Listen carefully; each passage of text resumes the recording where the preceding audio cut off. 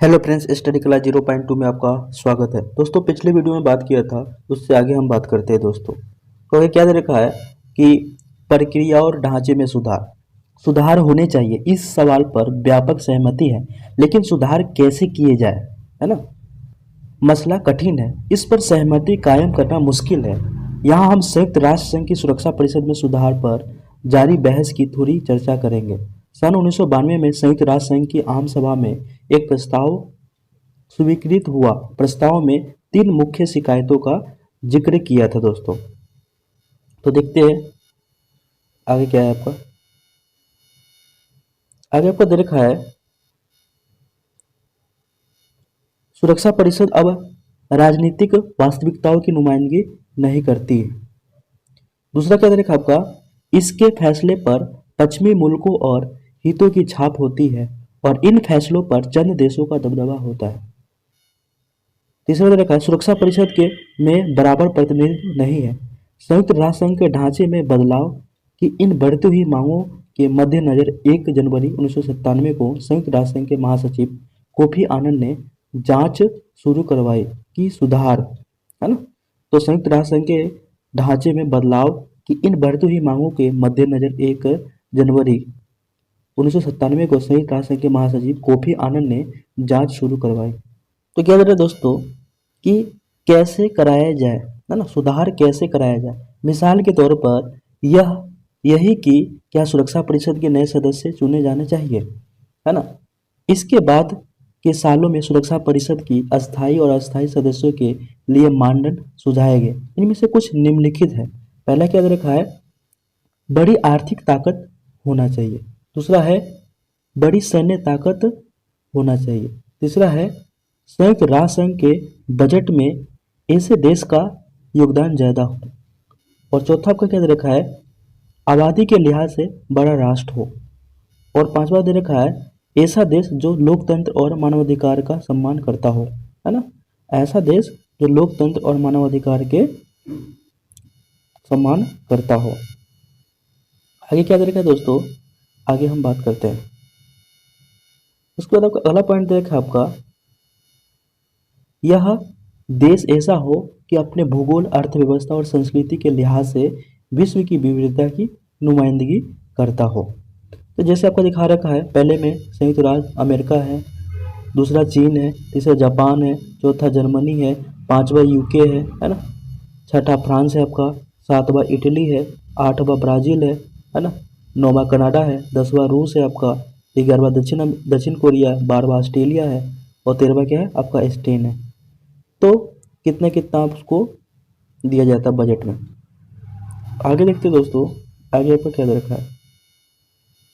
उसके बाद आपका दे रखा है, दक्षिण कोरिया है, ऑस्ट्रेलिया, स्पेन, तुर्की, नीदरलैंड, मैक्सिको, सऊदी अरब, स्विट्जरलैंड, अर्जेंटीना, स्वीडन और भारत है। तो भारत क्या आपका लास्ट में दे रखा है। आगे देखते हैं दोस्तों, आगे आपको क्या दे रखा है। स्पष्ट है ना, स्पष्ट है कि इन मानदंडों में से हर एक की कुछ न कुछ वैधता है। सरकारें अपने हित और महत्वाकांक्षाओं के लिहाज से कुछ कसौटियों को फायदेमंद तो कुछ को नुकसानदेह मानती है। भले ही कोई देश सुरक्षा परिषद की सदस्यता के लिए इच्छुक न हो, वह फिर भी बता सकता है कि इन कसौटियों में दिक्कत है। सुरक्षा परिषद की सदस्यता के लिए किसी देश की अर्थव्यवस्था कितनी बड़ी होनी चाहिए अथवा उसके पास कितनी बड़ी सैन्य ताकत होनी चाहिए, कोई राष्ट्र संयुक्त राष्ट्र संघ के बजट में कितना योगदान करे, सुरक्षा परिषद की सदस्यता हासिल कर सके, कोई देश विश्व में बड़ी भूमिका निभाने की कोशिश कर रहा हो तो उसकी बड़ी जनसंख्या, है ना, इसमें बाधक है। उसके बाद क्या दे रखा है दोस्तों, आगे हम बात करते हैं।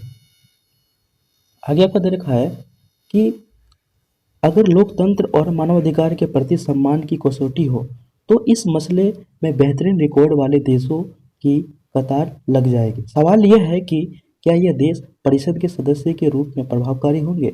इसके अगले सवाल यह भी है कि प्रतिनिधित्व के मसले को कैसे हल किया। आगे देखते दोस्तों, आगे इसमें आपका कुछ इसमें दे रखा है, यह आपका दे रखा है विश्व बैंक के बारे में दे रखा है। दूसरे विश्व युद्ध के दौरान 1944 में विश्व बैंक की औपचारिक स्थापना हुई। इस बैंक की गतिविधियों है ना गतिविधियों प्रमुख रूप से विकासशील देशों से संबंधित है। यह बैंक मानवीय विकास, शिक्षा, स्वास्थ्य, कृषि और ग्रामीण विकास, सिंचाई, ग्रामीण सेवाएं, पर्यावरण सुरक्षा के बारे में है ना प्रदूषण में कमी, नियमों का निर्माण और उन्हें लागू करना, आधारभूत ढांचा जैसे सड़क, शहरी विकास, बिजली तथा सुशासन, कदाचार का विरोध है ना और विधिक संस्थाओं का विकास के लिए काम करता है। यह अपने सदस्य देशों को आसान ऋण और अनुदान देता है। ज़्यादा गरीब देशों को ये अनुदान वापस नहीं चुकाने पड़ते हैं। इस अर्थ में यह संस्था समकालीन वैश्विक अर्थव्यवस्था को भी प्रभावित करती है। जाए क्या भौगोलिक दृष्टि से बराबरी के प्रतिनिधित्व का यह अर्थ है कि एशिया, अफ्रीका, लातिन अमेरिका और कैरेबियाई क्षेत्र की एक एक एक सीट सुरक्षा परिषद में होनी चाहिए। एक प्रश्न यह भी है, क्या महादेशों के बजाय क्षेत्र और उपक्षेत्र को प्रतिनिधित्व का आधार बनाया जाए? प्रतिनिधित्व का मसला भूगोल के आधार पर क्यों हल किया जाए?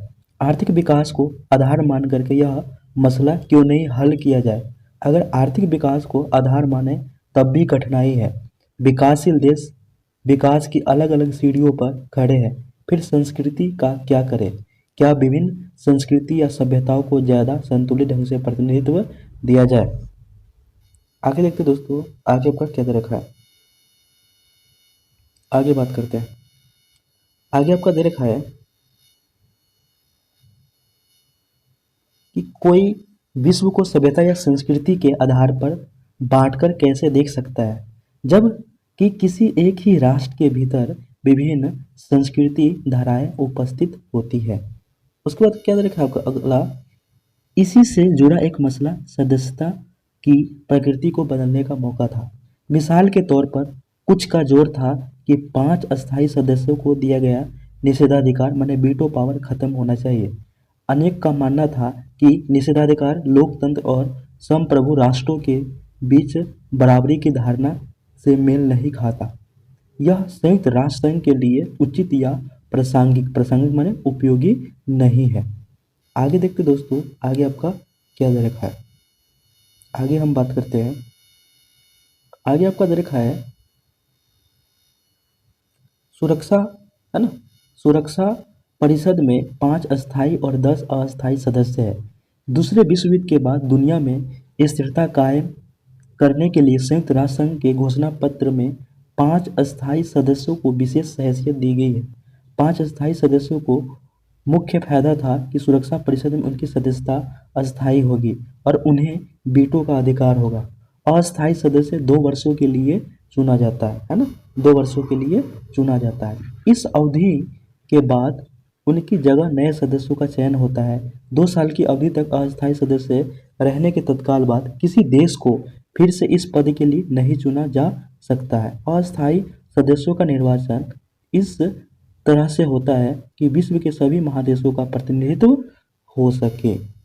आगे देखते दोस्तों, आगे आपका क्या दे रखा है, आगे हम बात करते हैं।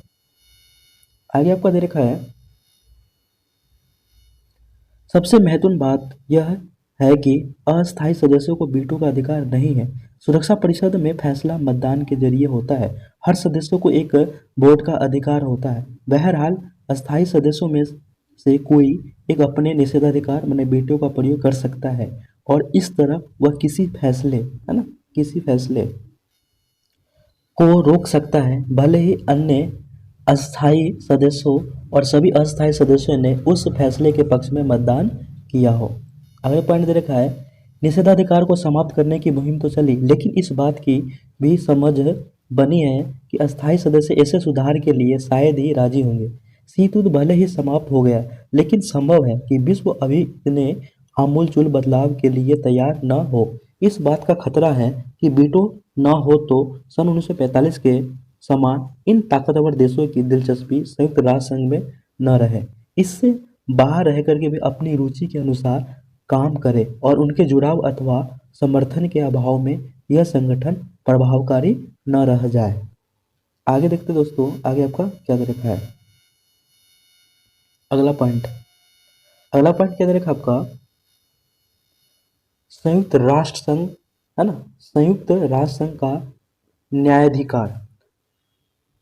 सदस्यता का सवाल एक गंभीर सवाल है, लेकिन इसके अलावा भी विश्व के सामने कुछ ठोस मसले हैं। संयुक्त राष्ट्र संघ ने जब अपने अस्तित्व के 60 साल पूरे किए तो इसके सभी सदस्यों के प्रमुख इस सालगिरह को मनाने के लिए 2005 के सितंबर में, है ना, 2005 के सितंबर में, आगे देखते हैं दोस्तों आपका क्या दे रखा है। तो जैसे आपका ये पिक्चर दिखा रखा है, अस्थायी सदस्यों द्वारा वीटो पावर का इस्तेमाल 1 जून 2018 का दिखा रखा आपका, है ना। जैसे 32% यूके है, फ्रांस 18 है, सोवियत संघ 135 बार है, अमेरिका कितना है 80 या 84 बार दे रखा आपका। उसके बाद देखते हैं दोस्तों आगे आपका क्या दे रखा है, आगे हम बात करते हैं। आगे आपको दे रखा है, इकट्ठे हुए इस अवसर पर मौजूदा स्थितियों की समीक्षा हुई और इस बैठक में शामिल नेताओं ने बदलते हुए परिवेश में संयुक्त राष्ट्र को ज़्यादा प्रासंगिक माने उपयोगी बनाने के लिए निम्नलिखित कदम उठाने का फैसला किया। पहला क्या दे रखा पॉइंट, शांति संस्थापक आयोग का गठन। यदि कोई राष्ट्र अपने नागरिकों को अत्याचारों से बचाने में असफल हो जाए तो विश्व बिरादरी इसका उत्तरदायित्व ले, इस बात की स्वीकृति। तीसरा दे रखा है आपका, मानवाधिकार परिषद की स्थापना 2006 के 19 जून से सक्रिय। चौथा, सहस्त्राब्दी विकास लक्ष्य, है ना, मिलेनियम डेवलपमेंट गोल्स को प्राप्त करने पर सहमति। उसके बाद दे रखा है दोस्तों, आगे हम बात करते हैं। आगे आपका क्या दे रखा है, आगे आपका दे रखा है, आगे पॉइंट है आपका, हर रूप रीति के आतंकवाद की निंदा, एक लोकतंत्र कोष का गठन, है ना। उसके बाद रखा है, ट्रस्टशिप काउंसिल न्यायशीलता परिषद को समाप्त करने पर सहमति। आगे क्या दे रखा है, यह समझना कठिन नहीं है कि ये मुद्दे भी संयुक्त राष्ट्र संघ के लिए बड़े पेचदार है। शांति संस्थापक आयोग क्या करना चाहिए, दुनिया में बहुत से झगड़े चल रहे हैं, यह आयोग किस में दखल दे, हर झगड़े में दखल देना क्या इस आयोग के लिए उचित अथवा संभव होगा। ठीक इसी तरह यह सवाल भी पूछा जा सकता है कि अत्याचारों से निपटने में विश्व बिरादरी की जिम्मेदारी क्या होगी, मानवाधिकार क्या है, और इस बात को कौन तय करेगा कि किस स्तर का मानवाधिकार उल्लंघन हो रहा है ना। उसके बाद आपका दे रखा है, आगे हम बात करते हैं। आगे आपको क्या दे रखा है, मानवाधिकार का, और इस बात को कौन तय करेगा किस स्तर का मानवाधिकार का उल्लंघन हो रहा है, मानवाधिकार उल्लंघन की दशा में क्या कार्रवाई की जाए, इसे कौन तय करेगा। बहुत से देश अब भी विकासशील जगत का हिस्सा है और ऐसे में सतत विकास लक्ष्य में निर्धारित विकास संबंधी महत्वाकांक्षी लक्ष्यों क्या है को मानक बनाना कहाँ तक व्यवहारिक है। क्या आतंकवाद की कोई सर्वमान्य परिभाषा हो सकती है। संयुक्त राष्ट्र संघ लोकतंत्र को बढ़ावा देने में धन का इस्तेमाल कैसे करेगा। ऐसे ही और भी सवाल किए जा सकते हैं। उसके बाद आपका पिक्चर दिखा रखा है कार्टून में, है ना। कार्टून में क्या दे रखा है आपका, दारफूर की हालात की एक वानगी, आपका क्या मानना है। संयुक्त राष्ट्र संघ इस तरह की स्थितियों में किस प्रकार हस्तक्षेप कर सकता है। क्या इसके लिए संयुक्त राष्ट्र संघ में न्यायाधिकार में बदलाव की जरूरत है। आगे देखते हैं दोस्तों, आगे आपका क्या दे रखा है। आगे हम बात करते हैं संयुक्त राष्ट्र संघ में सुधार और भारत ने संयुक्त राष्ट्र संघ के ढांचे में बदलाव के मसले को कई आधार पर समर्थन दिया है। भारत का मानना है कि बदलते हुए विश्व में संयुक्त राष्ट्र संघ की मजबूती और दृढ़ता जरूरी है। भारत इस बात का भी समर्थन करता है कि संयुक्त राष्ट्र संघ विभिन्न देशों के बीच सहयोग बढ़ाने और विकास को बढ़ावा देने में ज़्यादा बड़ी भूमिका निभाए। भारत का विश्वास है। आगे देखते हैं दोस्तों, आगे इसमें कुछ नहीं दे रखा आपका। संयुक्त राष्ट्र संघ शांति स्थापना अभियानों एवं शांति निर्माण कार्यालयों का मानचित्र आपका दे रखा। माली है, पश्चिम सहारा है, मध्य अफ्रीका गणराज्य है, दारफुर है, कोसोवो है, साइप्रस है, लेबनान है, भारत और पाकिस्तान है, हैली है, लाइबेरिया है, DR कांगो है, दक्षिण सूडान है ना, अबेई है, मध्य एशिया, सीरिया है दे रखा है। कि संयुक्त राष्ट्र संघ के एजेंडे में विकास का मामला प्रमुख होना चाहिए क्योंकि अंतर्राष्ट्रीय शांति और सुरक्षा को बनाए रखने के लिए यह जरूरी पूर्व शर्त है। आगे दे रखा है भारत कि एक बड़ी चिंता सुरक्षा परिषद की संरचना को लेकर के है। सुरक्षा परिषद की सदस्यता संख्या स्थिर रही है, जबकि संयुक्त राष्ट्र संघ की आम सभा में सदस्यों की संख्या खूब बढ़ती है। भारत का मानना है कि इससे, है ना, इससे सुरक्षा परिषद के प्रतिनिधित्व मूलक चरित्र की, है ना, हानि हुई है। भारत का तर्क है कि परिषद का विस्तार करने पर वह ज़्यादा प्रतिनिधित्व मूलक होगी और उसे विश्व बिरादरी का ज़्यादा समर्थन मिलेगा, है ना, समर्थन मिलेगा। आगे क्या देखा दोस्तों, आगे हम बात करते हैं। आगे आपका देखा इसमें हमें यह बात ध्यान में रखनी चाहिए कि संयुक्त राष्ट्र संघ की सदस्य संख्या सन 1965 में, है ना, 11 से बढ़कर के 15 कर दी गई, लेकिन अस्थायी सदस्यों की संख्या स्थिर रही है। इसके बाद से परिषद का आकार जस का तस बना हुआ है। यह भी एक तथ्य है कि संयुक्त राष्ट्र संघ की आम सभा में ज़्यादातर विकासशील सदस्य देश है और इस कारण सुरक्षा परिषद के फैसले में उनकी भी सुनी जानी चाहिए, क्योंकि इन फैसलों का उन पर प्रभाव पड़ता है। आगे क्या दे रखा है दोस्तों, आगे हम बात करते हैं। आगे आपको दे रखा है कि भारत सुरक्षा परिषद के अस्थायी और अस्थायी दोनों ही तरह के सदस्यों की संख्या में बढ़ोतरी का समर्थक है। भारत के प्रतिनिधियों का तर्क है दोस्तों, पेपर की दृष्टि से बहुत इंपॉर्टेंट है, पिछले कुछ वर्षों में सुरक्षा परिषद की गतिविधियों का दायरा बढ़ा है। सुरक्षा परिषद के कामकाज की सफलता विश्व बिरादरी के समर्थन पर निर्भर है और इस कारण सुरक्षा परिषद के पुनर्गठन की कोई योजना व्यापक धरातल पर बननी चाहिए। मिसाल के लिए उससे अभी भी अपेक्षा ज़्यादा विकासशील देश होने चाहिए। आगे क्या दे रखा है दोस्तों, आगे हम बात करते हैं। आगे आपका दे रखा है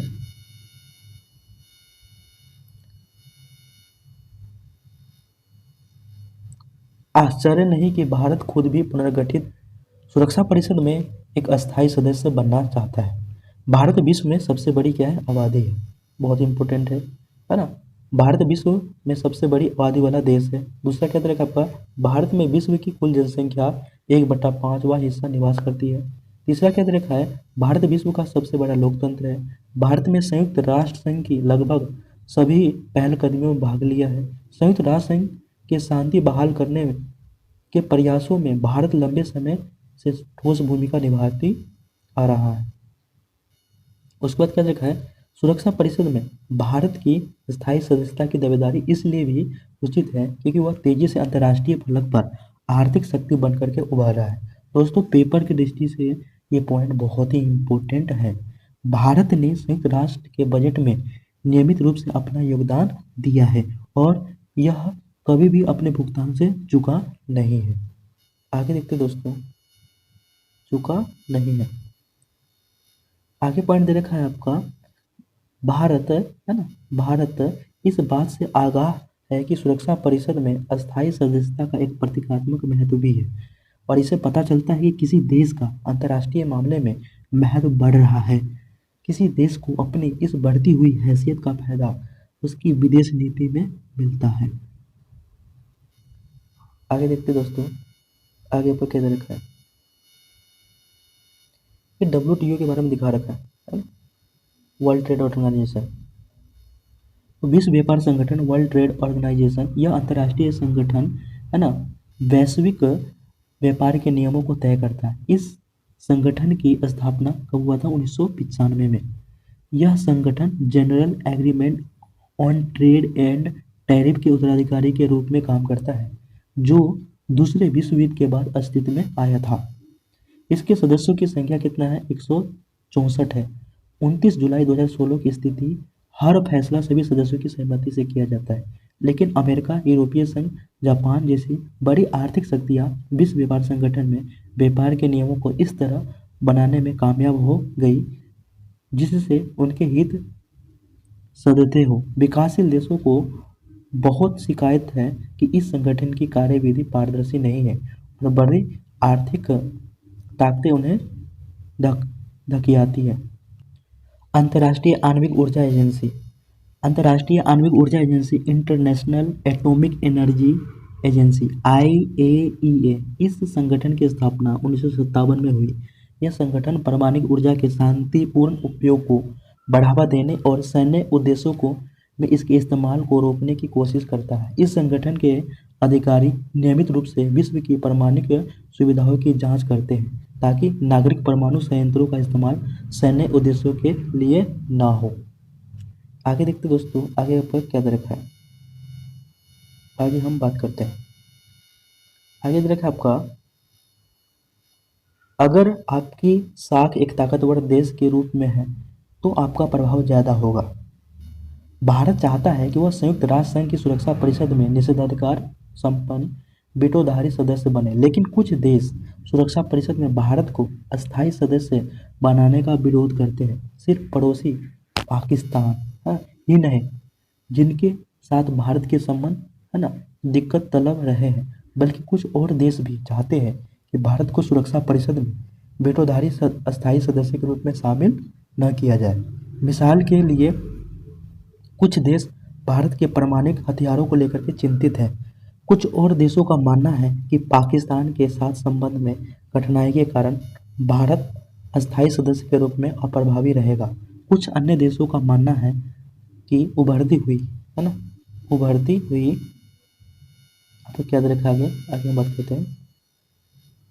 उभरती हुई ताकत के रूप में अन्य देशों मसलन ब्राज़ील, जर्मनी, जापान और शायद दक्षिण अफ्रीका को भी शामिल करना पड़ेगा, जिसका यह देश विरोध करते हैं। कुछ देशों का विचार है कि अगर सुरक्षा परिषद में किसी तरह का विस्तार होता है तो अफ्रीका और दक्षिण अमेरिका को जरूर प्रतिनिधित्व मिलना चाहिए, क्योंकि मौजूदा आगे देखते दोस्तों क्या देखा आपका, मौजूदा सुरक्षा परिषद में इन्हीं महादेशों की नुमाइंदगी नहीं है और इन सरोकारों को देखते हुए भारत या किसी और देश के लिए निकट भविष्य में संयुक्त राष्ट्र संघ की सुरक्षा परिषद का अस्थायी सदस्य बन पाना मुश्किल लगता है। उसके बाद क्या देखा दोस्तों, एक ध्रुवीय विश्व में संयुक्त राष्ट्र संघ के ढांचे और प्रक्रियाओं में सुधार से कुछ देशों की यह आशा भी बंधी है गई है कि इन बदलावों से संयुक्त राष्ट्र संघ एक ध्रुवीय विश्व में जहां अमेरिका सबसे ताकतवर देश है ना, अमेरिका क्या है दोस्तों, सबसे ताकतवर देश है। आगे देखते हैं क्या दे रखा आपका दोस्तों, आगे आपका दे रखा है इसमें कि अमेरिका सबसे ताकतवर देश है और उसका कोई गंभीर प्रतिद्वंदी भी नहीं है, कारगर ढंग से काम कर पाएगा। क्या संयुक्त राष्ट्र संघ अमेरिकी प्रभुत्व के विरुद्ध संतुलनकारी भूमिका निभा सकता है? क्या यह संगठन शेष विश्व और अमेरिका के बीच संवाद कायम करके अमेरिका के अपनी मनमानी करने से रोक सकता है?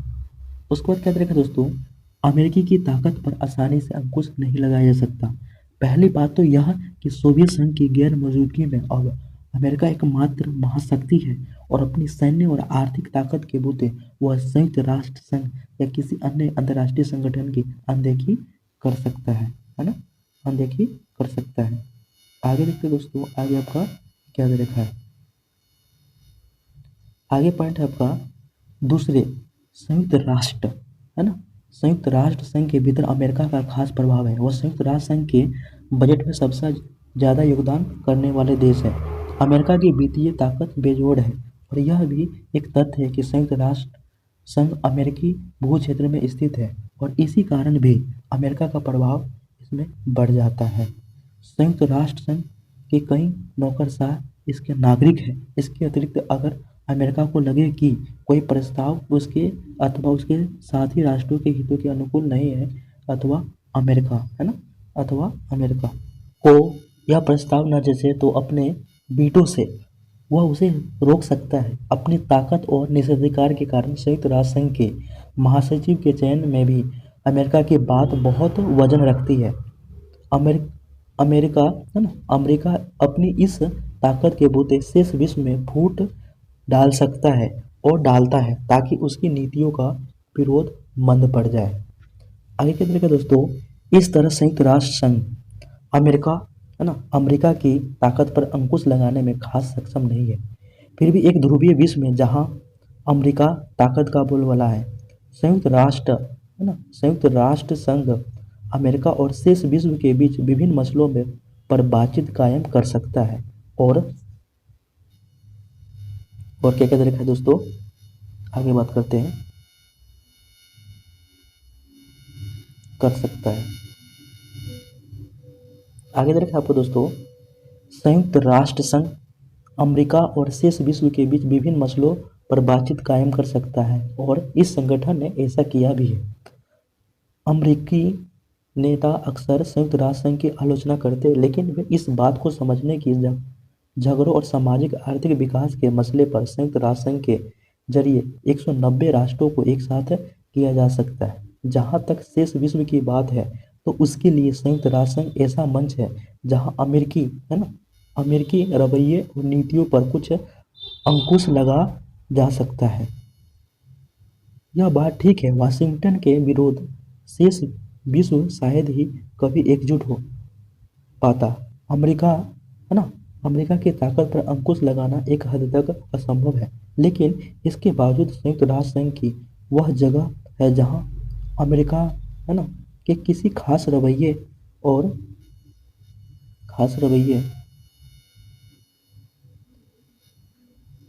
खास रवैये और नीति की आलोचना की सुनवाई हो और कोई बीच का रास्ता निकालने तथा रियायत देने की बात कही और सोची जा सके। संयुक्त राष्ट्र संघ में थोड़ी कमियां हैं, लेकिन इसके बिना दुनिया और बदहाल होगी। आज विभिन्न समाज और मसलों के बीच आपसी तार जुड़ते जा रहे हैं और इसे पारस्परिक निर्भरता का नाम दिया जाता है। और इसे देखते हुए यह कल्पना करना कठिन है कि संयुक्त राष्ट्र संघ जैसे संगठन के बिना विश्व के 7 अरब से भी ज़्यादा लोग कैसे रहेंगे, है ना। प्रौद्योगिकी या उसके बाद देखा दोस्तों एक एमनेस्टी इंटरनेशनल एक स्वयंसेवी संगठन है। यह पूरे विश्व में मानवाधिकार की रक्षा के लिए अभियान चलाता है। यह संगठन मानवाधिकारों से जुड़ी रिपोर्ट तैयार और प्रकाशित करता है। सरकारों को यह रिपोर्ट अक्सर नागवार लगती है, क्योंकि एमनेस्टी का ज़्यादा जोर सरकारों द्वारा किए जा रहे दुर्व्यवहार पर होता है। बहरहाल यह रिपोर्ट मानवाधिकार से संबंधित अनुसंधान और तरफदारी में बड़ी महत्वपूर्ण भूमिका निभाते हैं। आगे देखते दोस्तों, ये आपको दिखा रखा है, जैसे इसमें पिक्चर में दिखा रखा है माइकल लेन किंगल्स कार्टून दिखा रखा है। इसमें वार है, इसमें यूएनओ का झंडा ले रखा है। सिद्ध कर रही है आने वाले दिनों में विश्व में पारस्परिक निर्भरता बढ़ जाएगी, इसलिए संयुक्त राष्ट्र संघ का महत्व भी निरंतर बढ़ेगा। लोगों को और सरकारों को संयुक्त राष्ट्र संघ तथा दूसरे अंतर्राष्ट्रीय संगठनों के समर्थन और उपयोग के तरीके तलाशने होंगे। ऐसे तरीकों को उनके हितों और विश्व बिरादरी के हितों से व्यापक धरातल पर मेल खाते हो। उसके बाद क्या देखा दोस्तों, बात करते हैं ह्यूमन राइट्स वॉच। यह मानवाधिकार की वकालत और उनसे संबंधित अनुसंधान करने वाले एक अंतर्राष्ट्रीय स्वयंसेवी संगठन है। यह अमेरिका का सबसे बड़ा अंतर्राष्ट्रीय मानवाधिकार संगठन है। यह दुनिया भर के मीडिया का ध्यान मानवाधिकार के उल्लंघन की ओर खींचता है। इसने बारूदी सुरंगों पर रोक लगाने के लिए बाल सैनिकों का प्रयोग रोकने के लिए अंतर्राष्ट्रीय दंड न्यायालय स्थापित करने के लिए अभियान चलाने में मदद की है। दोस्तों, ये वीडियो अगर अच्छा लग रहा है तो लाइक, सब्सक्राइब एंड शेयर कीजिएगा और दोस्तों सपोर्ट कीजिएगा। जय हिंद, जय भारत।